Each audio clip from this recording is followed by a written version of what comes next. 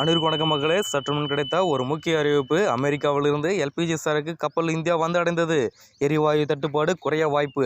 So இதனால் மக்களுடைய மகிழ்ச்சியை இந்த வீடியோவில் என்ன சொல்லியிருக்காங்க, ஒரு 10 முக்கியமான விஷயம் தான் இந்த வீடியோவில் பார்க்க போகிற மக்களே. ஸோ அதற்கு முன்னாடி நம்மளோட சேனலுக்கு இப்போ வந்திருக்கீங்கன்னா மறக்காமல் சப்ஸ்கிரைப் பண்ணிக்கோங்க. பக்கத்தில் இருக்க பெல் ஐக்கனை கிளிக் பண்ணி ஆல் டிக் பண்ணிக்கோங்க. ஒரு 2 நிமிட வீடியோ தான் இருக்கும், மறக்காமல் ஸ்கிப் பண்ணாமல் வாட்ச் பண்ணுங்கள். இப்போ வாங்க வீடியோக்குள்ளே பார்க்கலாம்.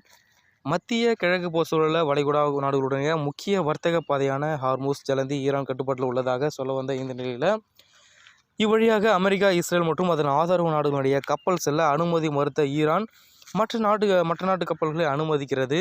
ஸோ அந்த வகையில் இந்திய கொடியேந்திய ஷிவாலிக், நந்தாதேவி ஆகிய 2 பெரிய எல்பிஜி டேங்கர் கப்பல்களுக்கு இந்த ஹார்மூஸ் ஜலசந்தி அப்படி சொல்லக்கூடிய அந்த வழியாக செல்ல ஈரான் அதிகாரிகள் சிறப்பு அனுமதி வழங்கியிருந்தாங்க, நமக்கு ஏற்கனவே தெரியும். ஸோ அதன் பொறுத்த மட்டும் பார்த்தீங்கன்னா இந்த 2 கப்பல்களும் இணைந்து மொத்தம் 92,700 மெட்ரிக் டன் எல்பிஜி கேஸ், அதாவது சமையல் எரிவாயுடன் ஹார்மூஸ் ஜலசந்தியை கடந்ததாக இந்தியா வந்தடைந்தது.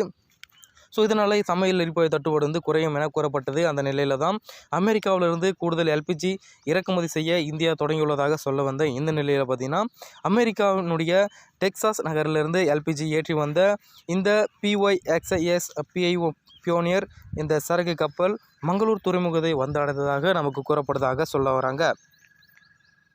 ஸோ அதன் பொறுத்த மட்டும் பார்த்தீங்கன்னா ஒரு சிலிண்டர் தட்டுப்பாடு இதுக்கப்புறம் இந்தியாவில் ஏற்படாது.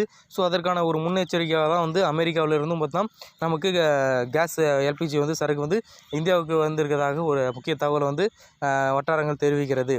ஸோ இது போன்ற பார்த்தீங்கன்னா உங்களுடைய பகுதிகளில் உங்களுக்கு கேஸ் சிலிண்டர் புக் பண்ணி கரெக்டாக உங்களுக்கு வந்துருச்சா, இல்லை உங்களுக்கு டிலே ஆகுதா அப்படின்ட்டு மறக்காமல் நீங்கள் எந்தெந்த பகுதியில் இருக்குது உங்களுடைய சிரமத்தை பார்க்குறீங்க, நீங்கள் உங்களுக்கு கஷ்டம் என்ன இருக்கோ அப்படின்ட்டு மறக்காமல் கமெண்ட் பாக்ஸில் கமெண்ட் பண்ணுங்கள். நானும் தெரிஞ்சுக்கிறேன் மக்களே. நன்றி, வணக்கம்.